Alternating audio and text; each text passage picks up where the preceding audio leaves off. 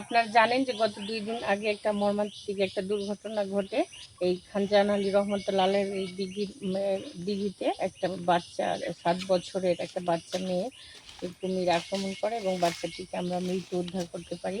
তার পরবর্তীতেই হচ্ছে আমাদের মধ্যে এই দিঘিতে কুমিরকে নিয়ে হচ্ছে একটা নিরাপত্তার বিষয় বা প্রশ্ন চলে আসে। তার পরিপ্রেক্ষিতে গত রাত্রে একটা এমার্জেন্সি জেলা প্রশাসক স্যারের সম্মেলন কক্ষে সকলকে নিয়ে একটা হচ্ছে মিটিং করা হয়। মিটিংয়ে সম্মতিক্রমে তাকে আপাতত অপসারণের সিদ্ধান্ত গৃহীত হয়। সেই সিদ্ধান্ত মোতাবেক আজকে সকালে কুমিরটিকে দিঘি থেকে অপসারণ করা হয় এবং অপসারণ করে বর্তমানে খুলনার বয়রায় রেস্কিউ সেন্টারে নিয়ে যাওয়া হচ্ছে।